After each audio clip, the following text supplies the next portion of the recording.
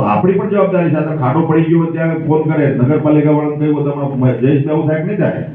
કે અહીં છે ને અહીં પાણી ભરાઈ ગયું, એટલે ટીકમ તગારું કરી પૂરું કરી નાખ, રસ્તો થાય ના થાય, થોડો ઘણો જાય એટલું તો કરેક્ટ ના કરે આપું, તો કંઈક થાય એટલે કે સરકારની જવાબદારી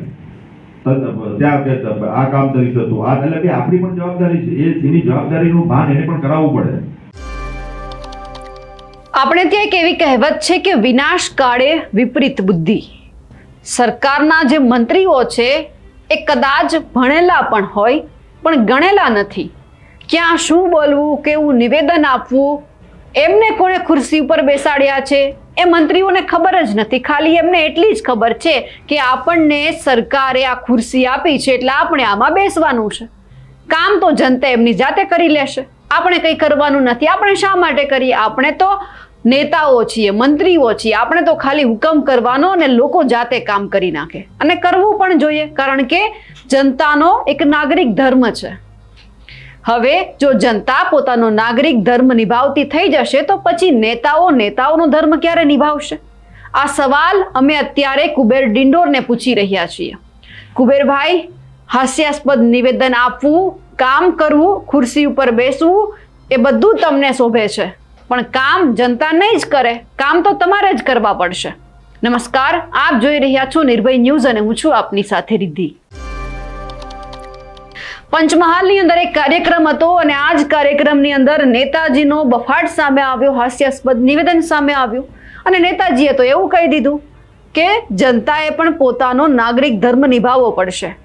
જાતે જે રોડ ઉપર ખાડા પડ્યા છે એમને બુરવા પડશે, ત્રિકમ તગારું લઈને જાતે નીકળવું પડશે, જે ખાડાઓ પડેલા છે એમાં જાતે માટી નાખવી પડશે, બુરવા પડશે. ક્યાં સુધી તમે પ્રશાસનને કહેતા રહેશો? ક્યાં સુધી તમે સરકારને જવાબદાર ઠેરવતા રહેશો? સાહેબ, જનતાથી આ ગુજરાત નથી ચાલતું, ચાલે છે આ ગુજરાત તો તમામ સરકારથી, ભાજપથી, કારણ કે તમે સત્તામાં છો. 30 વર્ષ તમને આપ્યા, તેમ છતાં જો તમે ગુણવત્તાયુક્ત કામ ન કરી શકતા હોય તો પછી કહી દો ને કે તમે નેતાજી બનવાને લાયક જ નથી, તમે સરકારમાં રહેવા માટે લાયક નથી. તમારાથી આવું બોલાય જ કઈ રીતે? કારણ કે સરકાર ટેક્સ તમે લો છો લોકો પાસેથી અને લોકો છે ટેક્સ ચૂકવે પણ છે. અને શા માટે ચૂકવે છે? જેથી કરીને એક સારો રોડ મળી શકે એમને, એ રોડ ઉપર એ ચાલી શકે. પણ તમે તો પૈસા લઈ, પૈસા ખાઈ અને પણ સારું કામ નથી કરતા અને પછી કહી દો છો કે સરકારની કેટલીક જવાબદારી. બધી જવાબદારી સરકારની હોય છે, કારણ કે તમે લોકોનો કાર્યભાર સંભાળીને બેઠા છો. તમને હોદ્દો આપવામાં આવ્યો છે લોકો માટે, કે લોકો માટે તમારે કામ કરવાના છે.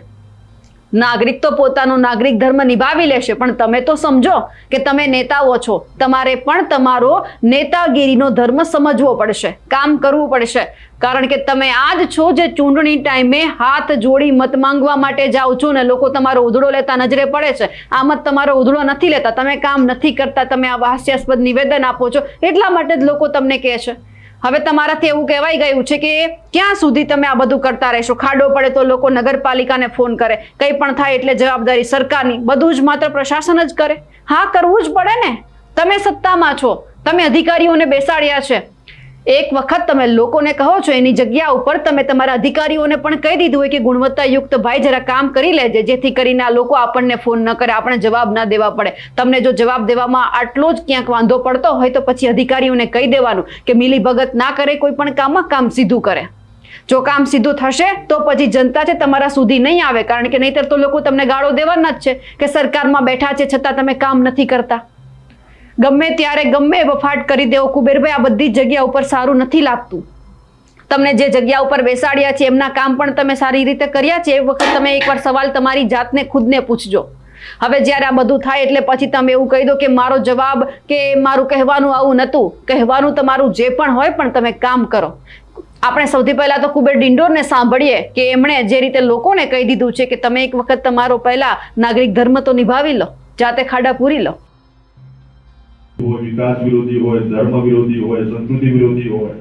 મોદી સાહેબની વિરોધી હોય, ખાલી આવી બકવાસ કરતા હોય, એમાં પછી આપણે જવાબ જ ના આપી શકીએ. ફતેહસિંહ બાબુ, આ 100% કામ થયું તો પછી સરકારે શું કર્યું? એટલે તને ખબર છે કે સરકાર તારા ઘરે પાણી આવ્યું, લાઈટ આવ્યું, તને ઘરે 5 કિલો અનાજ મળે, સરકાર આપે છે. આટલું બોલો તો બંધ થઈ જાય.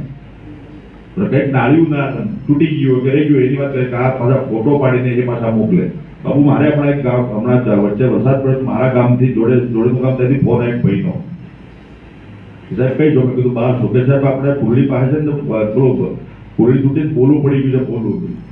મેં કીધું પોલું પડી ગયું શું વાંધો શું કરવાનું છે કે તમે વાત કરો ને કે આરબી વાળાને પૂરી જાય એમ કહું તમે કેટલા છો બે ત્રણ માણસો બેહો હું આવું છું પછી એટલે લોકો કઈ પણ થાય એટલે જવાબદારી સરકારને જેવું ઈચ્છે છે ભાઈ તો આપણો નાગરિક ધર્મ ક્યાં ગયો આપણો ગયા વખતે વાવાઝોડું આવ્યું ને આપણા વચ્ચે નીકળતા આપણા જીબીના થાંભલા પડી ગયા 50-60 ઝાડો પડી ગયા લાઈટ બંધ થઈ ગઈ ગયા વખત વાવાઝોડું આવ્યું હતું આપણે અહીંથી નીકળી ગયું થઈને અહીંયા મોરવાડાથી કોકબાથી હાલો કાલોથી બધાય તો બાબુ મારે ત્યાં સરપંચો મને ફોન કરે કે સાહેબ ઝાડો પડી ગયા લાઈટ બંધ થઈ ગયું છે એટલે હું કે લાઈટ બંધ જીવીમાં માત્ર 18 કર્મચારી હતા અને આખા તાલુકામાં લાઈટ બંધ થઈ ગયું આખા તાલુકામાં ઝાડો પડ્યા ક્યાં સુધી તંત્ર પહોંચી વળે મેં કીધું ભાઈ ગામમાં તમે છો તો કે ગામમાં હા સર છીએ કે અમે તો ગામમાં કોવાડી છે તે કહા છે કોવાડી તૈયાર કરું છોકરા છે કે છે તે બધું ભેગા કરું આવું છું 5 સરપોને મેં 11 કેવી લાઈન હતી પેલી પછી જીબીના કર્મચારી પણ તમારા માત્ર મને 2 કર્મચારી આપો પેલો વાયર આગા પછી કરે વાયર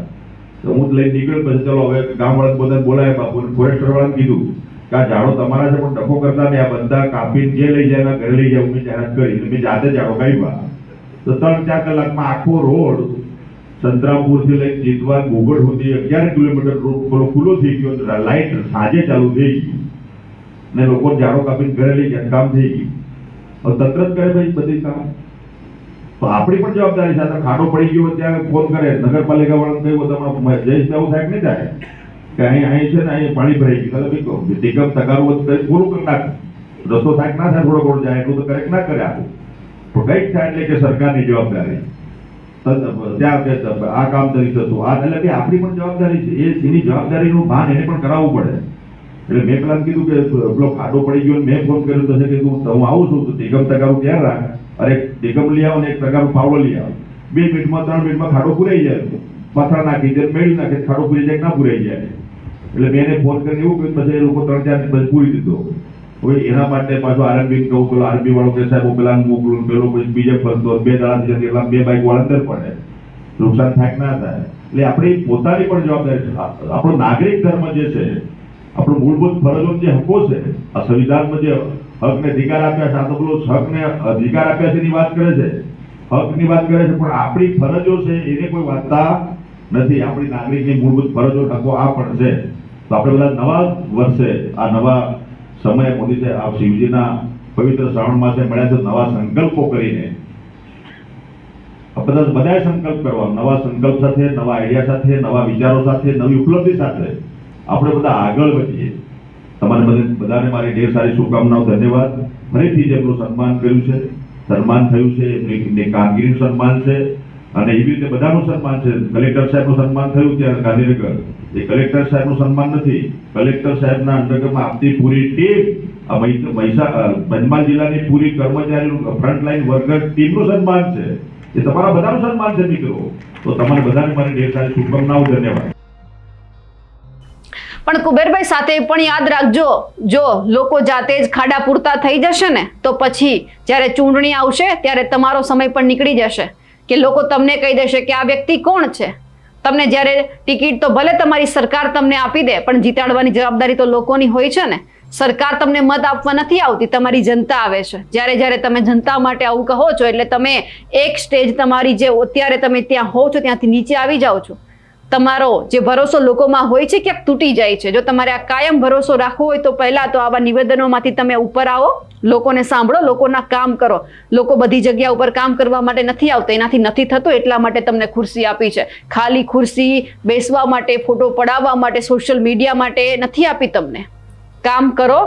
બીજા કોઈ કામ કરે એમના ઉપર ધ્યાન આપો જેથી કરી અધિકારીઓને પણ ટકોર કરો કે હવે પછી તમને ફોન ના કરવા પડે કારણ કે હવે લોકોને પણ એવું ક્યાંક લાગતું હશે કે આ બેશરમ નેતાઓને કેમ ફોન કરવા ચોખ્ખું મીડિયામાં કહી દે છે કે જાતે કામ કરી લો કરી લેશે લોકો કામ જ્યારે એમને એવું થશે કે હવે આપણા નકામા નેતાઓ છે નિકમ નેતાઓ છે જે કામ નથી કરતા તો પછી જાતે જ કરવાનું છે એટલે કુબેરભાઈ બોલવું કામ કરવું બધું અલગ છે બોલ્યા વગર કામ કરવું જો આ કરશો તો પછી ચૂંટણીમાં આજે આ બે હાથ છે નહીં જોડવા પડે